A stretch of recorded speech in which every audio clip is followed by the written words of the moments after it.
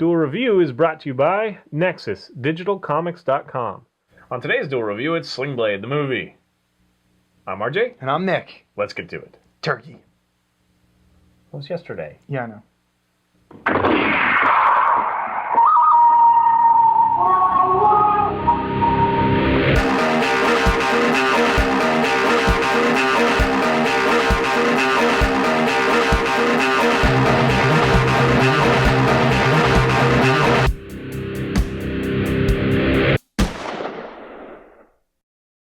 Welcome to Friday the 25th of November. We are doing Sling Blade, the movie with Billy Bob Thornton.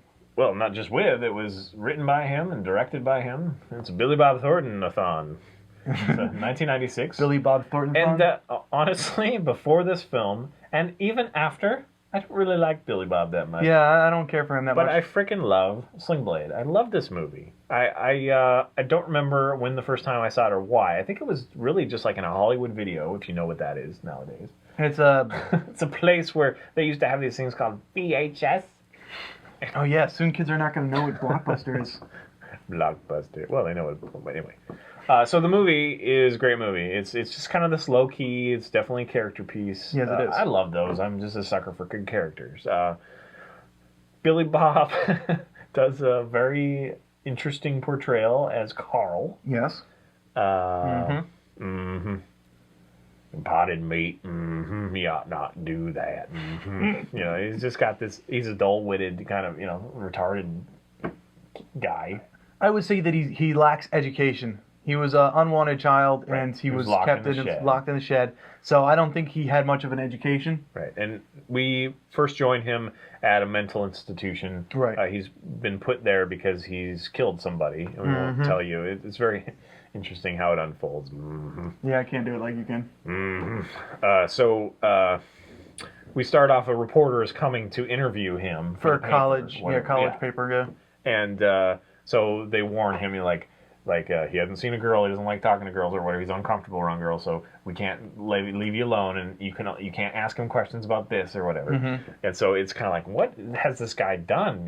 What's going on? And so it's kind of this weird thing. They turn off the lights, and he comes in, and he's doing his character, like rubbing his hand. Well, you see, when I was young, my father did, whatever. It's like this very odd, strong character. And it's such a strong character that I think it polarizes some people, but I don't know very many people that don't like it. Like, at first, it's like, wow, that's really over-the-top choice. Right. But it really works. He hikes up his pants, and he walks kind of funny, and he sticks his chin out all the time. It's just, he's got this weird, it's believable for some reason. Yeah. And it doesn't look like Billy Bob at all. He really transforms himself. He looks better. So, anyway, so character piece for sure. I'm a sucker for those. Right. You just watched it recently. What did you think? I liked it a lot. I did. So the story follows as Billy Bob Thornton, or Carl, is released from the asylum, and he has to adjust to life outside. He has people who help him out. Very nice.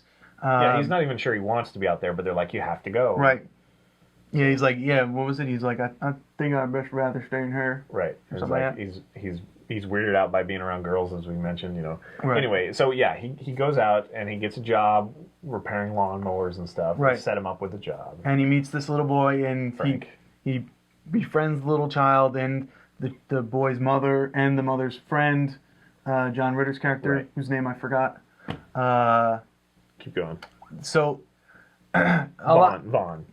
You're right. Yeah, Vaughn. So so there's a lot of interesting emotions going on through your mind there, because you're like, this guy killed someone. We know that. He was in a mental institute because of it, and now he's around this little child, and Right. people are accepting him, and he's not really explaining himself. And I think that was one of the biggest drawbacks for the movie, and I don't know if I want to say it on the air.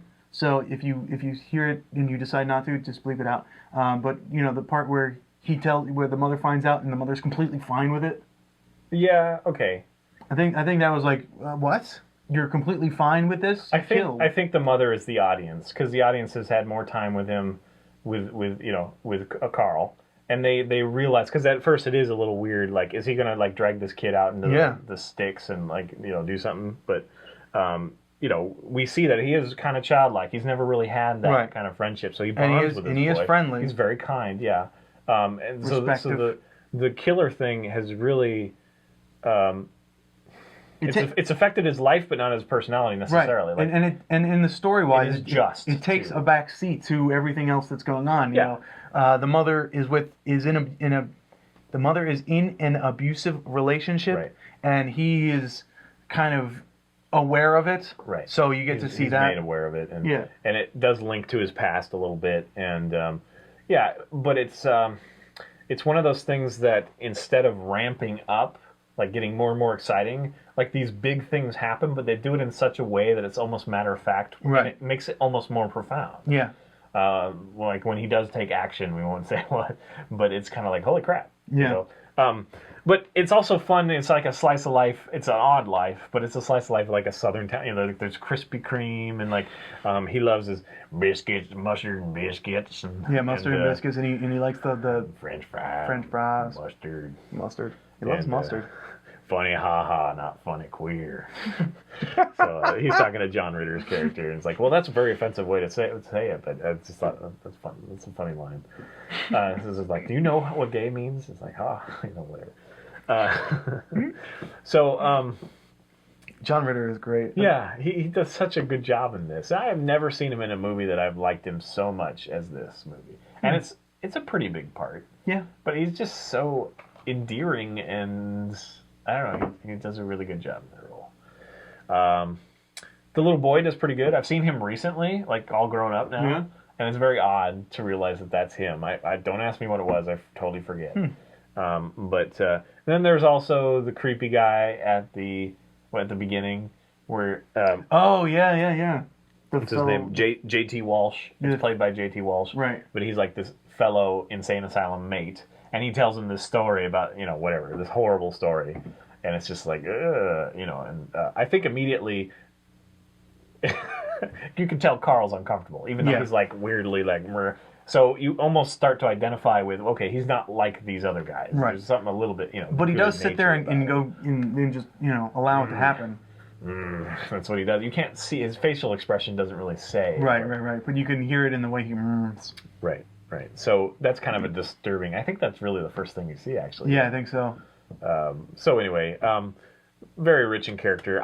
It's great that he wrote this. I can't imagine Billy Bob writing it, honestly. Yeah. I mean, I'm sure he's a smart, fine man, but this is a really good script. It's amazing. I enjoyed the movie very much. Maybe he just has to be like an autocrat thing, you know, like where he controls everything. And I don't know. It's just really good. Maybe it was boiling in his head, you know, cooking in his brain for a long while, time. yeah, and finally got it out. But like I say, it did win an Academy Award for Best Adapted Screenplay.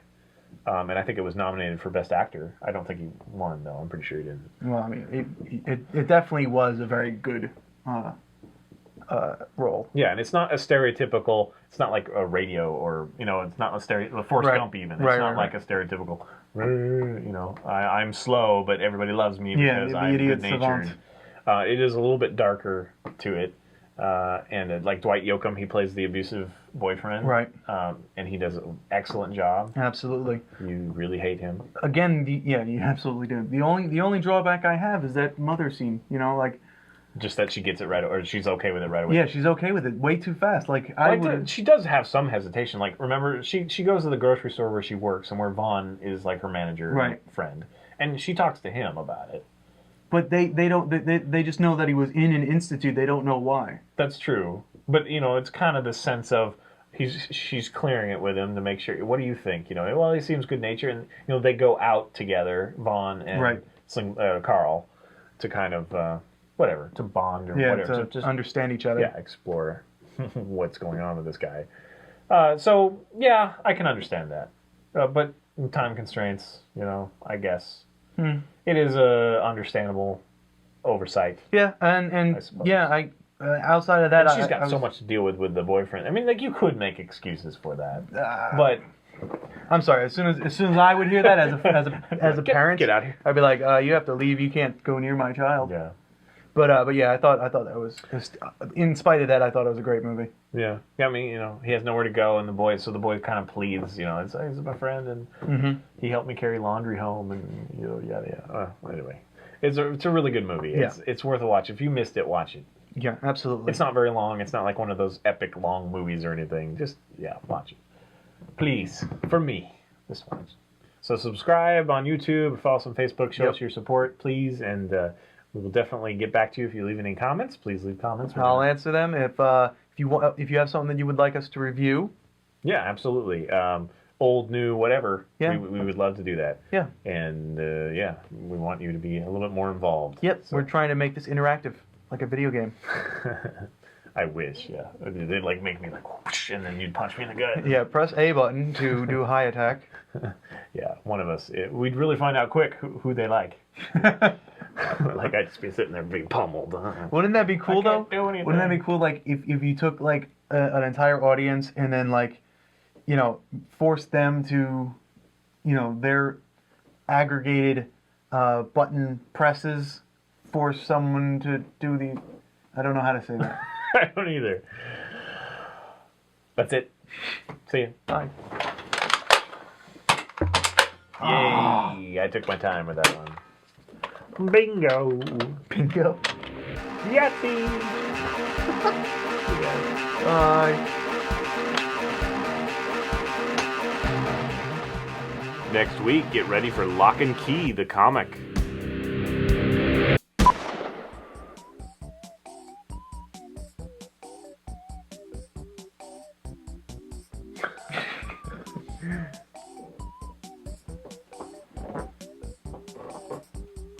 Why'd you have to get all the chairs that squeak? Squeaky. Sorry, that's all they had. They only had the squeaky chairs? It said low squeak on the box. Oh, bastards. Okay, you can start. Me? Huh? Me? Oh, shit! Why didn't you say something? Because I was waiting for you to go. You should say you're going, because I'm over here waiting on you. Well, then why didn't you say anything? I did.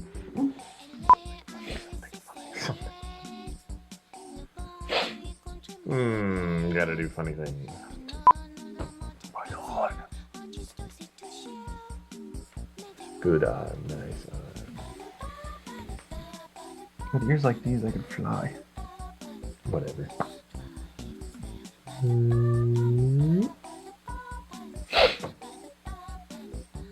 lot of creaking today. Yeah, there is. Well, we just had a storm, so could be the reason. All right, you bastards. Let me ask you that question again. Do you play an instrument, Nick? Kind of. I've played Rock Band. I'm pretty good on the drums, and I play the bass guitar pretty well. One of those guys. And I'm one of the other guys who's like, why don't you just play? I don't get Rock Band. Just play a real guitar. I want to learn a real guitar. Just my dad got us a guitar once, and I picked it up and I tried, and I made my fingers hurt for a while. I gave it a good month of practice, but I had no idea what I was doing. I had no idea where to go with it. My first guitar was a bass guitar. I had the big fat strings, and I remember having huge blisters on my fingers. But get over it. Well, I mean, I just didn't know how to learn it, I guess. It's gonna bleed for a while. People don't understand that. When you start playing guitar, your fingers bleed. Just instantly. Instantly. It's